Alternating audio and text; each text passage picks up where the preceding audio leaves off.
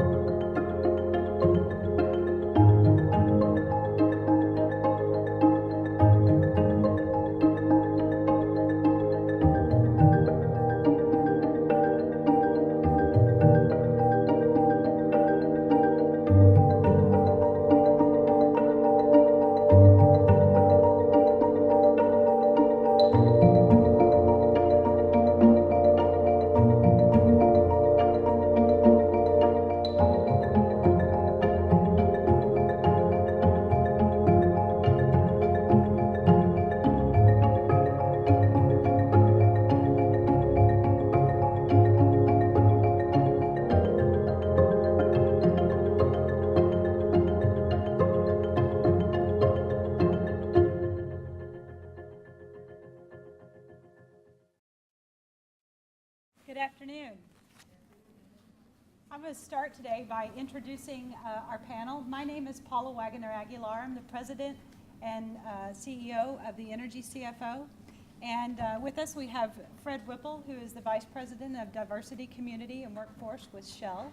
We have Janine Judah, who is the 2017 incoming president of the International Society of Petroleum Engineers, and she's also general manager with Chevron.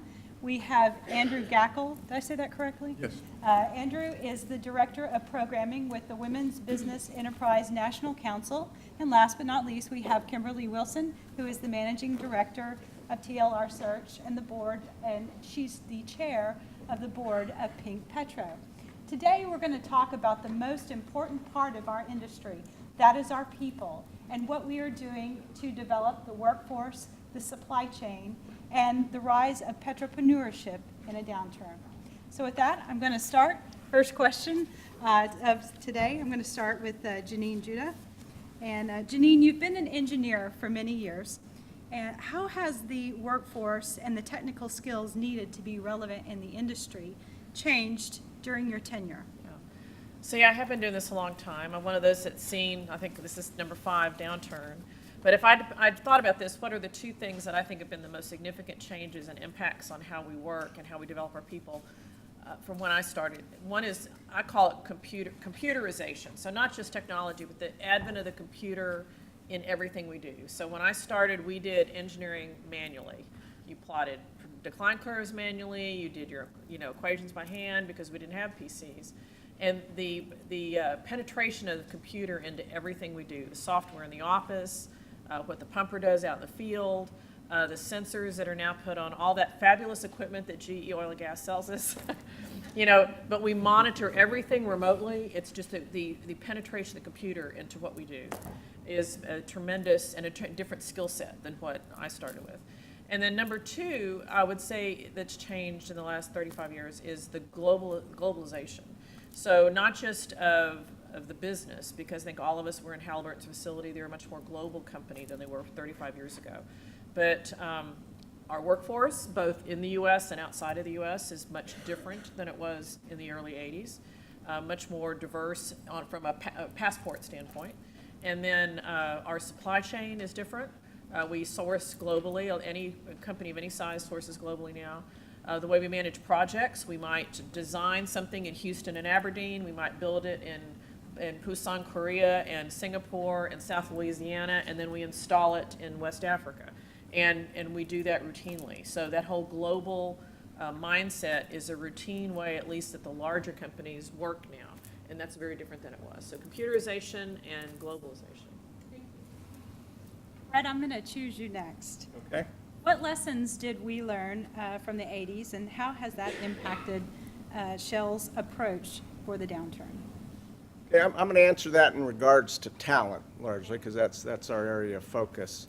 In each of the downturns, and like was just said, there's been a lot of them, the temptation is to cut and to cut back on things. But, I hear something often now, basis people that have a lot of experience in the downturn. They say, we're going to save costs, we're going to cut, but we're not going to do anything stupid.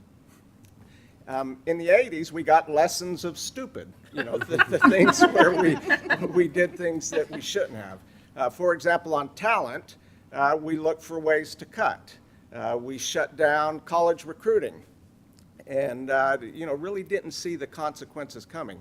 So if you shut down recruiting for 3 years, you've got a hole in your system that continues, and it matures and goes up. And all of a sudden, you don't got any new people, and then 10 years down the road, there's still that hole. It's hard to fill with experience hiring. And then your talent systems also suffer because of it. They atrophy. So in other words, if you've got a system that trains new employees, all of a sudden you say, great, we quit hiring, we can shut that down. And then again, it goes through the system, and all of a sudden you don't know how to train two-year employees. And these aren't things that you can just switch on and off. And I think the principle applies to any area of business and also any area in our personal lives. Things that are really, really important to your long-term success, if you shut it down, in time, you lose that skill set. We lost the relationships with the universities. We lost the ability to track people in. We lost the ability to take care of them as they came in the system. And so I think it's a wonderful principle to learn. And even in our personal lives, I hit the age where if I quit eating right or exercising for just 2 weeks, I'm done with. It's amazing how quick it happens. So I think the principle is figure out what's important. And in the hard times, that's when you can make a difference competitively by doing the important things well during the difficult times. It really resonates with me. Actually, when I was driving in this morning, I had kind of a bit of a nostalgic and also an eye-opening moment. In the 1990s, I'm one of the few Gen X, I think, that got a job in the 1990s. I actually worked for a company called Dresser Industries that was acquired by Halliburton in 1997. This was the main campus of Dresser Industries in Houston, and we used to work here a lot. I remember the only thing that is still familiar is the lake. There are no ducks anymore. And I didn't see any Bayreuth engineers running around when we were in our 20s. We like to watch them run around, too. But it was very humbling this morning because I was thinking about it, and I was like, here we are, another downturn. And, and now it's 20 years later. And here I am on the other side of it, and here's what we're going to be talking about today. So it was it was a humbling moment for me. Andrew, I'm going to switch to you. Could you tell us about the Women's Business Enterprise Networking Council? Is that right? National Council. National Council, I'm sorry. WeBank, as short, is the largest women business development organization in the United States. We have an affinity partner, WeConnect International, that helps us do similar programming and certification all around the world. But with the network of 13,000 women-owned businesses, 14 regional partners, April Day is here in the audience with our Houston affiliate. We work to provide women businesses the opportunity to work and scale with major corporations as direct suppliers or indirect suppliers. So we have a certification that we recognize women-owned businesses as being 51% owned, operated, controlled. And then through a host of over 600 events nationally throughout the year, we work on developing programming, content, leveraging the relationships with these women businesses and our over 300 corporate members. We'll be talking about a little bit around how that drives into industry approach. I particularly have the relationship here with the oil and gas industry from a national presence, and then work with April here in our Houston area to really direct our programming around industry-specific areas, that we can identify suppliers that work within this framework, understand the corporate supply chain. I'm gonna pick on Shell real quick, has a great initiative around Find Your Fit, understanding where you fit within the supply chain, maximizing that initiative and strategy for you as a business owner, and then helping you grow as a supplier. One more question. Can you hear me? Great. So your focus in your interest in women entrepreneurs, would you say it's just a diversity issue, or is it really a job creation issue, or both? What was this? Hello? Okay. Well, personally, I guess I'm a he for she. That's our new tagline as guys for supporting women. But as an organization, we look at women entrepreneurship as driving change economically. Women are the own the purses in the U.S. economy, driving 8% of purchasing decisions from families. And so we as a network look at driving that through twofold. One, through a campaign we launched called Act Intentionally, and that is really driving the life cycle of supplier diversity. So from an organization such as a major oil and gas company, identifying a women-owned supplier, taking that purchasing decision from the procurement all the way back to the customer endpoint as far as what are the purchasing decisions driving them back into. So when they go to fill their car, they're looking at a Shell or a Chevron or a BP or one of our corporate members as really being the value driver within that full life cycle. The second element is we work with a lot of retail products, things that you may see on Target or Walmart or other retail stores. And we have another campaign called Women Own. And so this is really creating a demarcation for products on those retail shelves that allow purchasers or consumers at those retail locations to make that conscious choice. Particularly as I'm a millennial and there's a big consumer drive around making purchasing decisions that create and advocate for change. There's been a lot of market research that show that women in particular are more adept to purchase products that they know come from a women-owned company. And so we've also adopted that. Thank you. Yeah. Kimberly, you are an entrepreneur, and I would like to get more of your thoughts later in the panel about being an entrepreneur. But I wanted to ask you first about Petropreneurs. Why the launch of this in the middle of a downturn? I'm going to wait. Okay, I waited my 15 seconds. I can tell there's a lag before we start. I'm super excited to be a part of the Petropreneurs product, if you will, or community for Pink Petro. In the downturn, it's a perfect time. Right now, I'm a talent acquisition consultant by background, and I'm hearing from folks that they're either in transition or they're thinking about their careers. This is a time where everyone reevaluates what they want to do. And Petropreneurs is an opportunity for individuals to come together on the Pink Petro site and entrepreneurs, entrepreneurs, or folks who just want to follow what an entrepreneur or an entrepreneur does, but to have the ability to authentically have a conversation around what it is to be an entrepreneur or what it is to create value within an organization as an entrepreneur.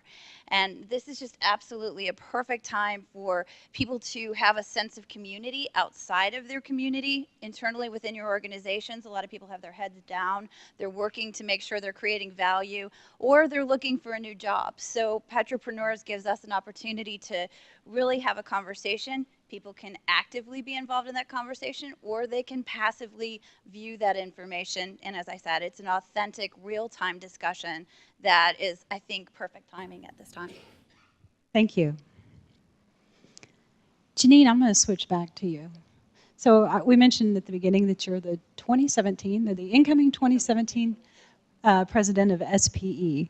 I'm really kind of curious, how has the SPE changed course, and what is it doing right now to adapt to this next generation and the climate that we're in right now?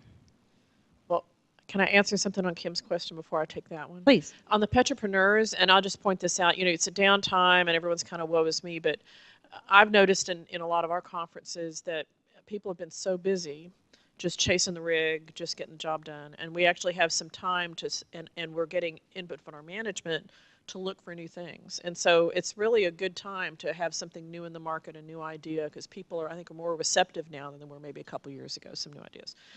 So how has SPE changed to adapt to the new generation? I think one of the single largest things that we've done was about several years ago, we took we're a technical organization for engineers, 100,000 professionals global. And we had, really the entire brains of petroleum engineering in our treasury, and we put it all online.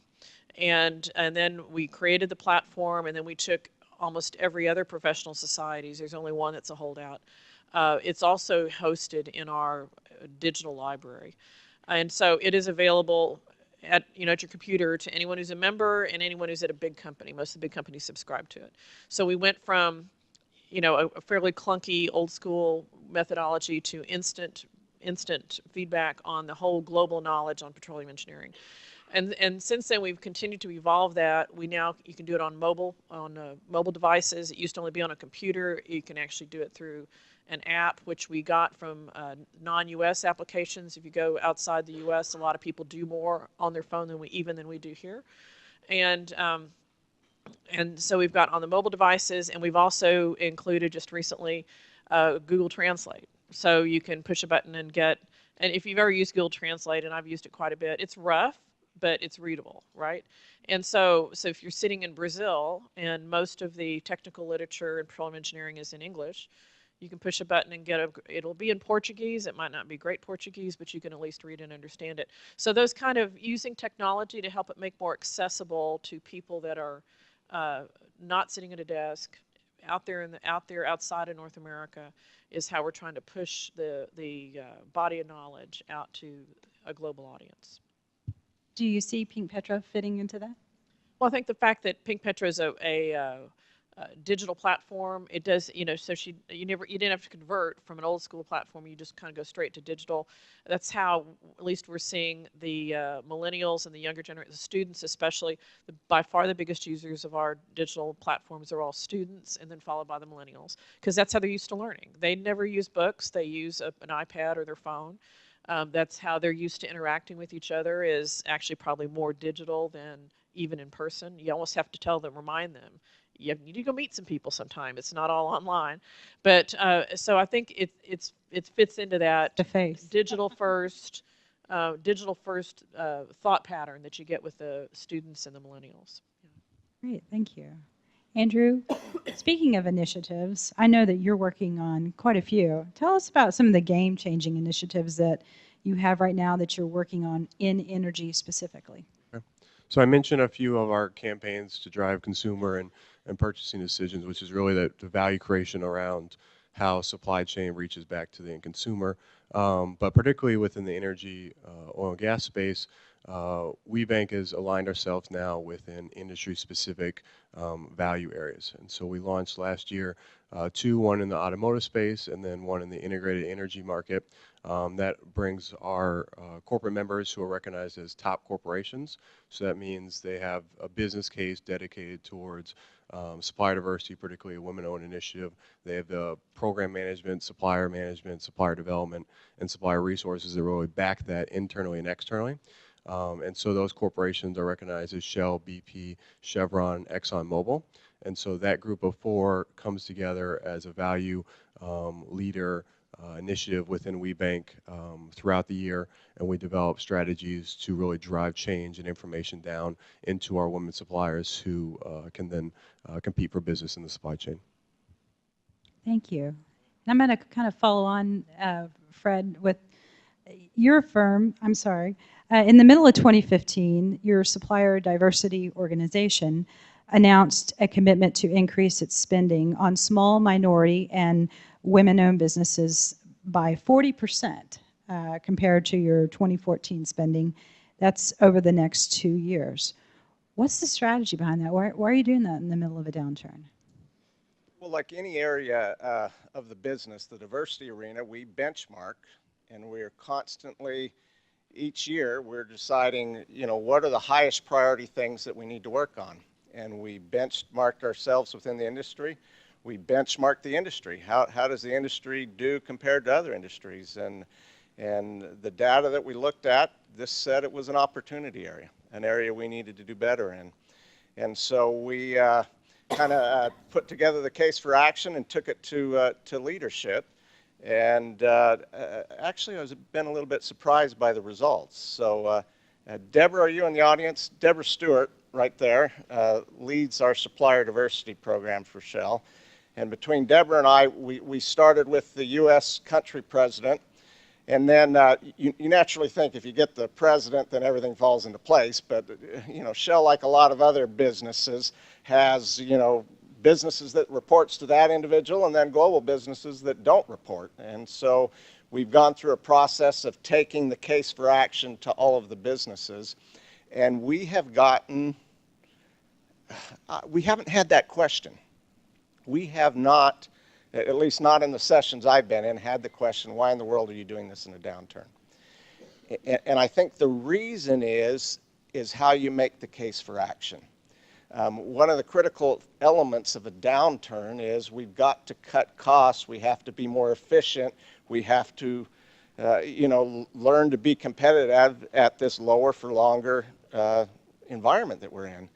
And increased competition is good for that. And we know with smaller businesses, sometimes it takes time. Sometimes there's different ways to bring a business up, to give them a smaller contract. But there's lots of potential there. And if you look in our world, some of the biggest, most successful companies, what did you think of them 20 years ago? What did you think of Google? What did you think of Uber? Even 30 years ago, what did you think of Apple? So businesses and organizations have the potential to grow fast and contribute a lot. And in our industry right now, we need creativity, we need innovation, we need cost effectiveness. And the idea that we need to go out and do a better job in bringing in more businesses. You look at the statistics, and women and people of color make up 70, I don't know what the exact number is, but 70+% of the population. They don't make up anywhere near that in our supplier spending. So there's a huge opportunity there. And so we took that case to leaders, and we've gotten support. Yeah, this is an area that we need to work on and improve for a lot of reasons, including for the bottom line benefit of the business. Thank you. I think it's really interesting. I recently read a factoid, I guess, that small businesses, which include women, minority, and several other classifications, represent over 50% of our economy. They employ a large majority of the people in the United States. So I think it's really interesting. My business, we focus on helping private energy and technology entrepreneurs. And right now on the energy side, of course, with the downturn, the ones that we see that are really struggling the most are the smallest, the private energy, the minority interest-owned, women-owned. So when Shell announced that they were doing this, it really caught my attention. I think it's a great opportunity for a lot of people who are in business now and for those who may be starting in the future. So, Kimberly, I'm going to switch gears and go back to that question I mentioned to you earlier. Your firm is one of 40 women-owned energy firms, and the way we're kind of defining that is that more than 70-80% of the revenues of your firm come from the energy industry. And we know of those, I guess, across 3 states. You're one of the more mature women-owned energy firms because your firm is more than 5 years old. So curious, what advice can you give women that are contemplating starting a new business? First, go to Petropreneurs. And This is not a plug. no, it's not. And actually, that was an epiphany as I was sitting here. But just to tell you really quickly about Petropreneurs, it's just an opportunity for individuals to come together in a community where there is an opportunity to collaborate and really talk amongst yourselves, learning about entrepreneurialism, but also evaluating what the marketplace is looking for. In that community, there will be discussions that if you are just sitting at a desk and you don't want to be an entrepreneur or an entrepreneur, you can see what people are talking about and what value there is. But going back to being an entrepreneur, if you want to be an entrepreneur, I have to laugh because one time I had someone who came up to me who was a very senior executive in a company and said I could never do it. And I said, why? You just jump in feet first. Well, if you're evaluating whether you want to go out on your own, what you need to do is remember that time when you first had training wheels on your bicycle. Remember when they took the training wheels off and you started riding the bicycle and you bobbled and you fell and you skinned your knee and you picked yourself up and you cleaned yourself off and you said, okay, I learned from that, and you kept going. Then all of a sudden you rode like crazy. Then you got a new bike. It was big. It no longer, you didn't pedal backwards to stop the bike. You had to use the handles. You had to do all kinds of different things. And then eventually you graduated to driving a car and you had more people in the car with you. Think about entrepreneurialism or even entrepreneurialism as that. Take the risk. As women, we have value. As men have value. Don't think that what you have somebody else doesn't want. I'm sure that WeBank sees it all the time. Women have amazing power, and they have things inside of them that they don't tell themselves are of value to others. We think everybody can do what we can do. They can't. So take a moment and look at your market. See if the market has a need for the value that you can give. And just get on the bicycle and start pedaling. And who cares if you fall over? Pick yourself up, dust yourself off, and keep going. I think I pretty much put it together. So I do a lot of speaking to not only our conferences, but a lot of university and young professionals and several women. In fact, last time I was in this room, I spoke to the Halliburton Women's Network here. And one of my slides in my presentation, it's all the richest people I know started their own business. And I found it, I've been around a long time, and I know a lot of people primarily in the oil business.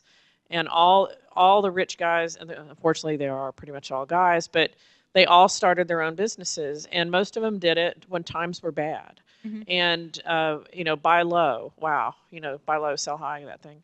So, but they had the guts to scrape some money together, had a good idea. A lot of them started production companies, that sort of thing, bought some wells, had an engineer, a geologist, a landman / lawyer, and a finance person, and they started a company, and off they went. And they have buildings on universities named after them now. I mean, things, the guys I know. And so it can be done. Most women take themselves out of the game, I think, that they think, oh, I can't do that, don't have the confidence to do it. And but the world is full of possibilities, especially in a downturn, to find new opportunities. Like I said, and people are looking right now for innovation and cost cutting. I mean, they're a little bit more receptive, I think, right now than they were, say, 5 years ago. And a contract from somebody like a Chevron or a Shell, it's hard. It's kind of hard to get over the hump with us. We're really big, and I'm sure y'all are same thing. It's not easy to walk in and say, hey, I want to sell you something. But you won't ever know if you don't start. And so there's a lot of opportunities. And truly, the rich guys I know didn't work for Chevron or Shell. All of them started their own businesses. And don't you think also, and Fred, I'd also be curious what you feel about this. I'm of the personal opinion that we're going to see more women starting businesses, but more STEM businesses. more women, like more operating companies and things like that, because there are more women today graduating or that have graduated in the last 10 years with engineering degrees than maybe in my generation or something. I think you're right. In fact, people have asked me, because I know a lot of guys that have started their own small production companies or private equity backed, and they built it up and then sold it to somebody and made a ton of money. And I only know of one woman that has done that in the industry. And I think part of it's confidence, part of it's probably contacts. But the money's out there, and the other thing that's interesting is that not only is there the private equity money that's out there in the financial markets, but now you've got enough women that are well connected that could help somebody who wanted to start that they didn't have, say, 10 or 15 years ago when all these guys started doing the private equity thing. So I think there are opportunities out there. You might see some more in this more Gen X type generation than you saw in ours that might be willing to go out and put together the team. That core team, that's usually what it is, a core team of folks that kind of manage those small producing companies. So of the 40 we mentioned, we know of 6 that are operators right now, and that's across about 3 states. The other interesting thing that, I'm sorry, Fred.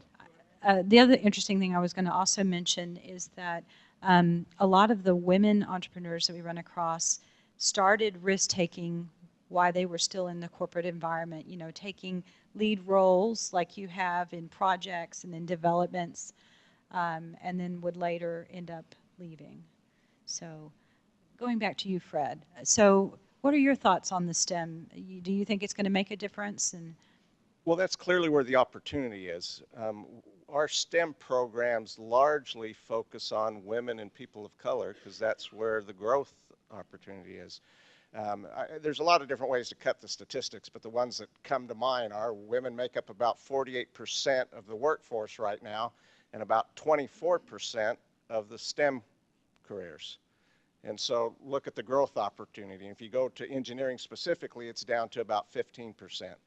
So a big part of our STEM programs focus on women and people of color. That's the opportunity for growth.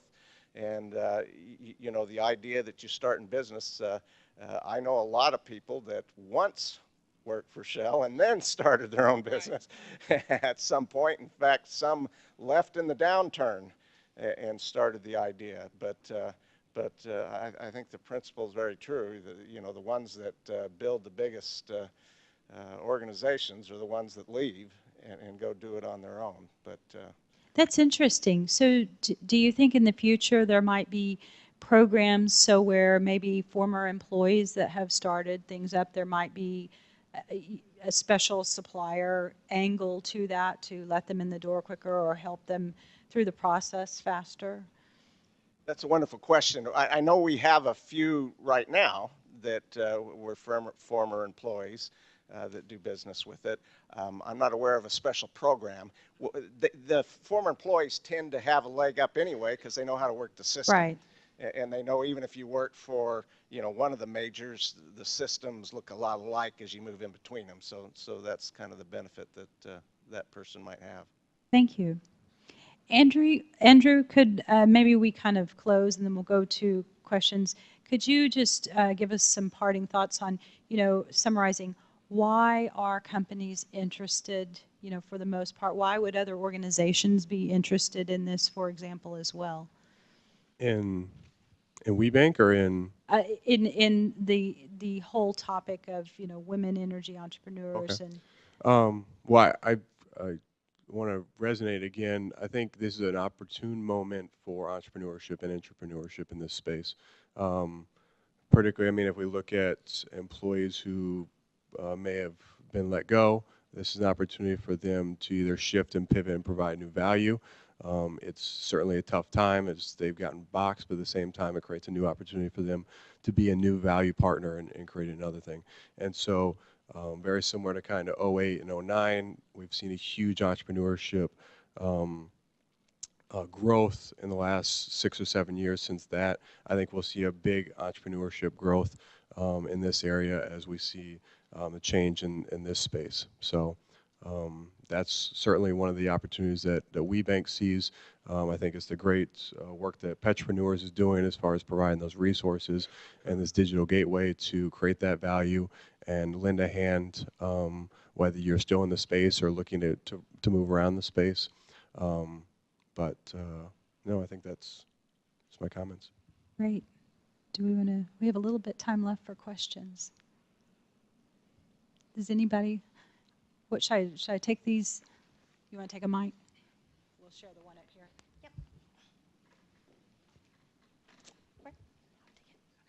Where's the question? Okay. Burning calories after lunch. Thank everyone for speaking today. I have a question. I think you mentioned at some point that you've been through 5 different downturns. I'm sure many of you have been through downturns. And one thing that I find kind of consistently, whether we're talking about a bust such as a housing bust or a tech bust, is that the economy is very cyclical and there are things that are consistent coming out of every downturn. So I'm just wondering if you could talk a little bit about some things that you saw historically of help companies come out of downturns, if you just think about downturns as being a part of the business cycle over the long term.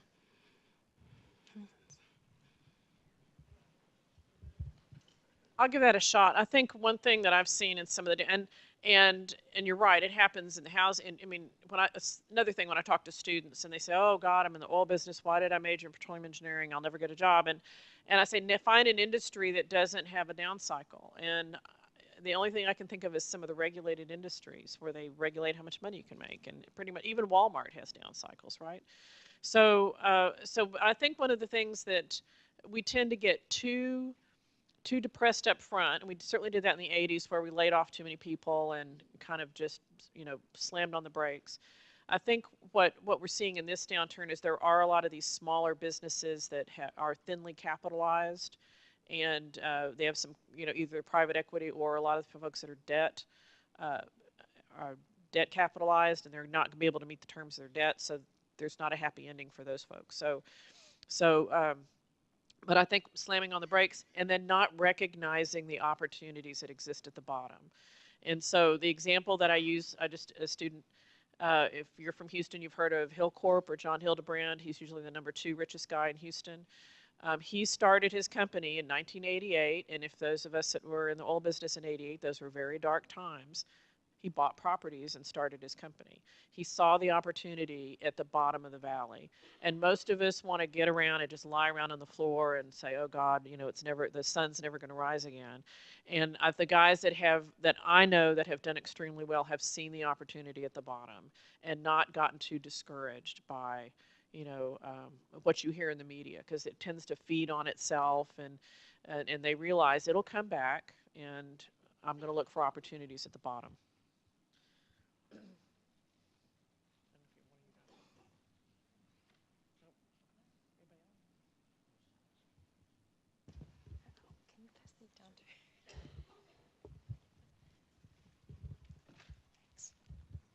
Hi. I've got a question. I've got my own firm and have had it for a few years. It's about the diversity and about women-owned businesses. My firm is WBE, DBE, ACDBE, HUB. You go on, and it's certified for everything, right? And I've been real lucky in that I've been able to sign up with some pretty large firms. But what I've found is that when it comes around to actually getting the business, it's very hard to actually get that business, even though you've been accepted on the vendor list, you're there as a supplier. It's one of those things sometimes that I think that there's been a check mark. Okay, we've got another WBE firm in there. That's good.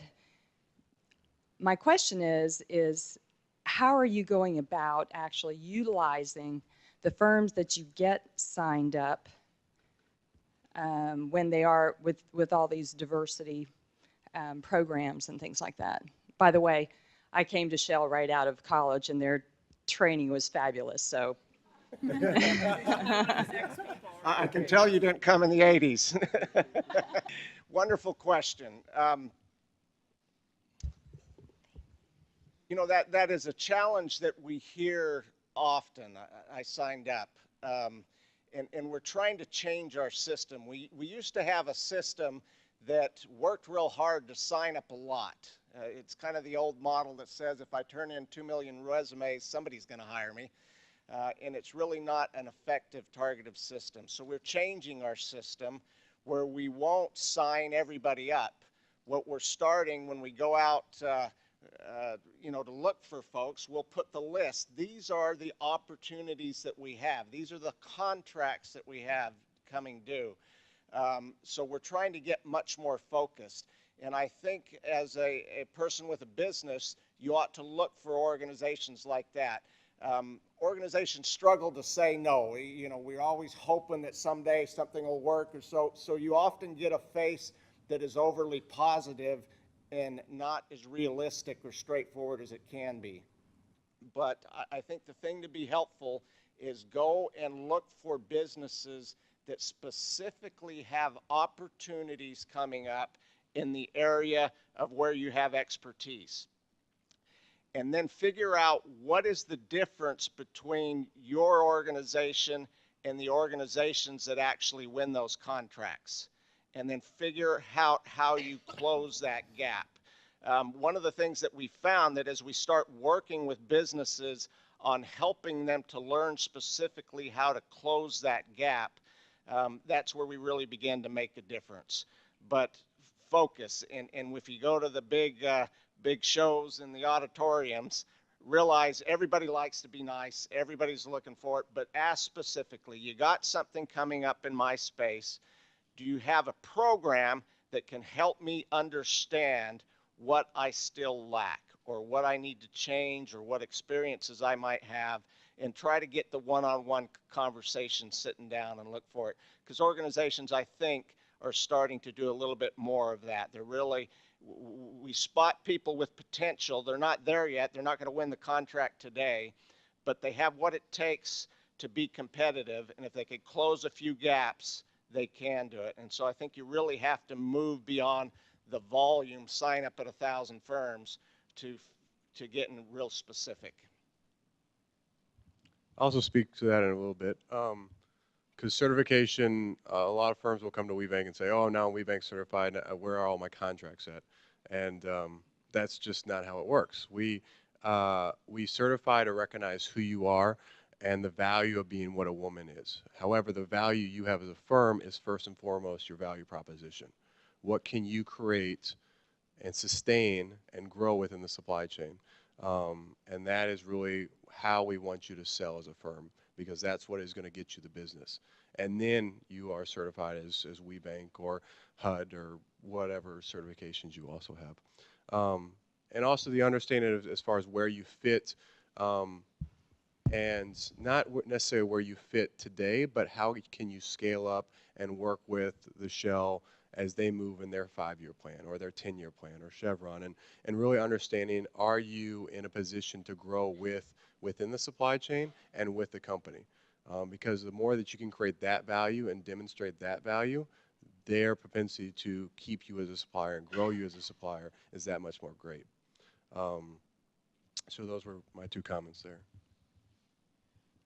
So I guess add on, I look at it as kind of a two-phase process. There's the process of getting on as a diversity supplier. So you usually work with the person in supply chain that handles women-owned businesses, and there's the contracts and the master service agreement and the insurance and all that stuff you have to do to get on Chevron's bid list, right, or Shell's bid list. But then there's that point of sale. So I'll just use an example. One of the largest suppliers of white pickup trucks to Chevron was an African-American-owned Ford dealer, right? Okay, so he's on the diversity list, he sells cars, whatever, but the operations manager in Midland is the guy who actually authorizes buying 20 new pickup trucks. And so, you have to make sure that he gets on that guy's bid list, and that's often where the gap is that you might be signed up with Chevron as a diversity supplier, but you don't know who your customer is within Chevron, and when they go to authorize that bid list, you're not on it. So there's you still need to know who your internal customer is, and it's not the diversity supplier person, it's the guy who's actually purchasing your services. And let me echo that comment, think the first thing I would tell you is don't give up.